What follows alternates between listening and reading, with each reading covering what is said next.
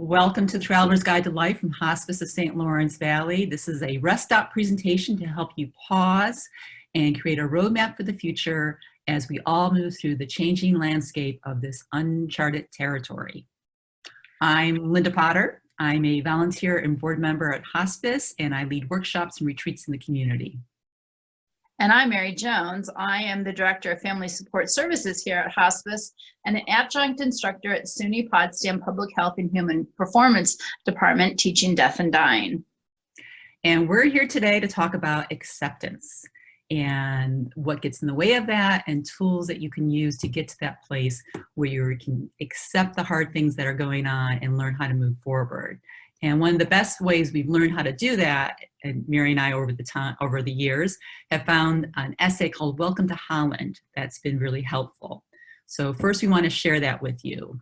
Welcome to Holland was written by Emily Pearl Kingsley in 1987, and it was her writing about her description about having a child with a disability. Here's Welcome to Holland. When you're going to have a baby, it's like you're planning a vacation to Italy. You're all excited. You get a whole bunch of guidebooks, you learn a few phrases so you can get around, and then it comes time to pack your bags and head for the airport. Only when you land, the stewardess says, oops, welcome to Holland. Holland, you say, what do you mean Holland? I signed up for Italy. I'm supposed to be in Italy. All my life I've dreamed of going to Italy. But there's been a change in the flight plan. They've landed in Holland, and there you must stay.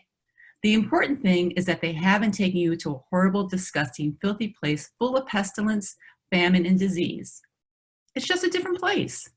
So you go out and buy some new guidebooks, and you must learn a whole new language, and you will meet a whole new group of people you would have never met. It's just a different place.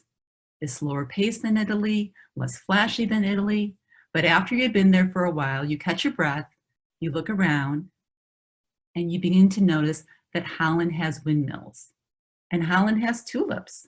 Holland even has Rembrandts. But everyone you know is busy coming and going from Italy. They're all bragging about what a wonderful time they've had there. And for the rest of your life, you will say, yes, that's where I was supposed to go. That's what I had planned. And that pain of that, will never, ever, ever, ever go away, because it's the loss of that dream that is a very, very significant loss. But if you spend your life mourning the fact that you didn't get to Italy, you may never be free to enjoy the very special, very lovely things about Holland. And right now, we're all in Holland. I don't know anyone in Italy anymore. No. We all got onto the same plane and traveled, and what? Yes. I think that it's acknowledging the challenges of this. We didn't anticipate this. We didn't anticipate sheltering in place. We didn't anticipate the length of this. We've never seen this in our lifetime. So it's like waking up one day and it's a whole different landscape, and it's learning to navigate that landscape. And I think that that's incredibly challenging, because you keep running into things that you didn't know were there. And, it's like running into that corner of the table and it's like, ouch, that really hurts. I didn't know that that was there. And every day is discovering new things that you have to contend with. Right. Right, and there is that impulse to say, I just want things to go back to normal. I just want to go back to the way it was, and you want that. Absolutely. And it seems like every day is Groundhog Day, and you wake up and you're like, it's the pandemic again. And it's realizing that all of us can move to a different place than we planned. There's a lot of loss going on as far as milestones and events, and just that sense of being able to see people and having life the way it used to be. And we are all there, and it's learning how to now adjust that we are together in this place, and how do we keep on moving forward and finding beauty within our days. Absolutely. And I think it's the overriding one, at least for me, I can only speak for myself, is that loss of freedom. Is that you didn't realize the freedom that you had to move about Right. You know, you never had to think about it consciously. You Mhm. could go in to a store and leisurely look around, and now you go into a store and you feel like, okay, I got to go and get whatever I need and then get out as quickly as possible. And it just no longer serves, and that's a huge loss, I think, that freedom, and knowing that that's going to be compromised for a long time. And how do you readjust and accept that this is going to be the way for a long time, and that a lot of these changes that we're going through are going to be lifelong changes that really none of us ever anticipated or ever wanted. And now we have to navigate this new landscape, and it's going to take us a while to do that. Right. And I think that's one of the first big steps about acceptance, is that we have to grieve the losses that we want to deny, that we'd rather shake our hands, shake our fists and say, why me, and be angry about it, and accepting that this is the way it is, that there are personal sacrifices going on for the collective good right now. And this is the way that we're going to get to the next place, what is beyond this. And whatever normal was, we're moving through a whole new territory to get to a whole new place that we can't define yet, but to accept that there's losses going on and this is what it is, rather than being angry or frustrated about it. Right. And I think it is losses that we're not even recognizing yet. And I think that that is, they keep asking me, so Mary, what do you think this is going to look like? And I said, it's way too soon to tell what this is going to look like. I know that we're experiencing these losses. I know that it takes incredible courage to move forward. Because we just want it to go back to the way it was. We don't want to be afraid. We don't want to have to reconsider the freedoms that we have. We want to connect with people. We want to go to those places just to say hi. I think about the farmers market. I was reading that Canton's going to have their farmers market, and I was relieved to hear that. But then you read all the rules that go with that. And it's like, okay, if there's rules for farmers market to be outside and get fresh produce, I'm willing to do that now. I might not have before this, but certainly I'm willing to consider that. Right, right. And you mentioned courage, and I think that's one of the biggest ingredient in the acceptance, is being able to have the courage to make the changes and to realize, you have to do it over and over and over again, that every place we turn, there's going to be a new place to have that acceptance. But acceptance is not resignation. It's not just throwing up your hands and saying, oh, all right, fine, pandemic, you got me. Acceptance is getting to a place where when you see the emotions and you sit with the hard places of it, and for some people it's the loss of being able to hug a family member. Some people it may be the death of a family member. For some people, it's the loss of the graduation and the prom. It's the kids with the online classes who should be on a college campus right now. There's just a myriad of losses, and we all experience the grief of that, and acknowledging that this is part of it. And the acceptance is you get a place that you can say, well, what can I learn from this? How can we move forward? And you get choices with acceptance. Until you accept what's going on, you're just in denial and you're angry about it. And acceptance is saying, there's a wall here and I can keep on banging my head against it, and it's just going to keep on hurting. When I accept that there's a wall there, I can see there's a way to maybe go around it. How can I go under it? Can I plant some flowers next to it? You get more choices, and it changes your ability to handle the situation and to get to some peace of mind with what's going on.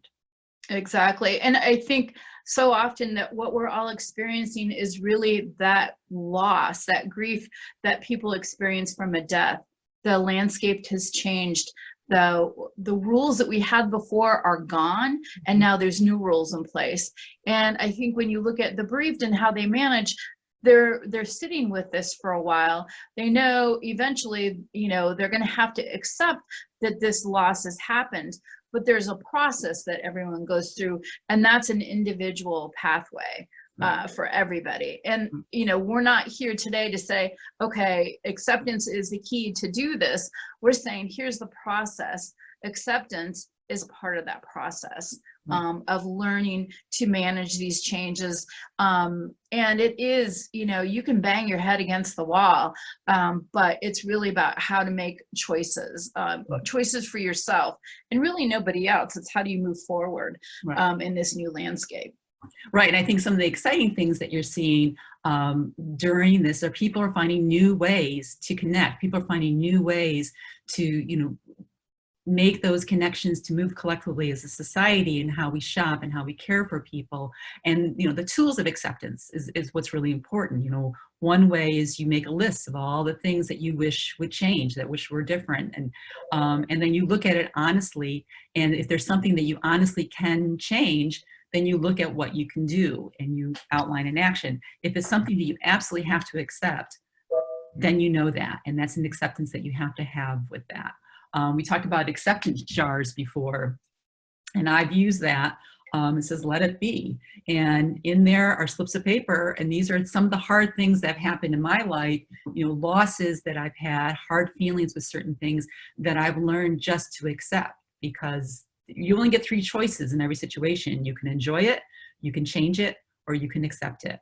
And acceptance is really big right now, but there are places to find enjoyment, that you can have the Zoom call, you can play Zoom games, you can play Yahtzee with your friend, out in California, and each have your game going. There's different ways to find a tool that works for you, for your acceptance, for the losses and the changes that you're going through personally. I think it's also the acceptance. We have to look at the opportunities that have been presented to us. I know our family, my siblings and I Zoom once a month. We check in with each other via text, but we don't normally sit down and talk for an hour, and that's what we've been doing. Mhm. And it's this new connection, and how's everyone doing, what's going on in your life, and it always leads to reminiscing. And I look so forward to that, that I never did before. It's like, wow, this is just such a cool opportunity. I think that we're learning different things about ourselves and what we can manage and what we can't manage. And it's being okay with that. I know that there's been a lot of talk about, oh, you can learn a language while you're staying home. You can, organize your basement.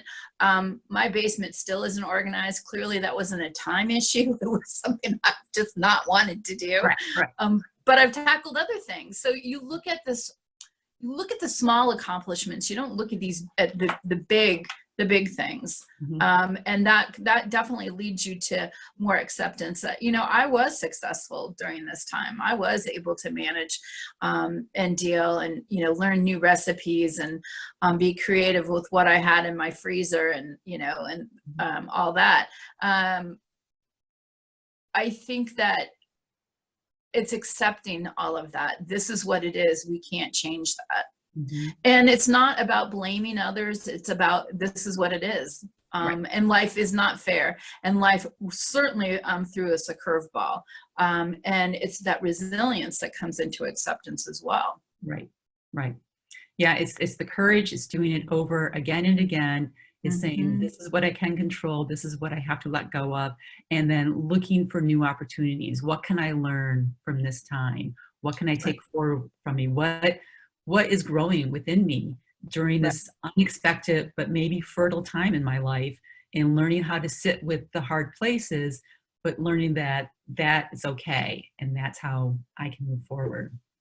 So I think it's also helping others be okay. We've a lot of people are checking in with older adults, the healthcare workers, people who are still out on the road working, but it's really accepting them for where they're at and not trying to silver line it, as Brene Brown talks about. It's really having that empathy to sit with people and just be there for them and not have any answers to the questions, because I think we all ask, why did this happen? Why now?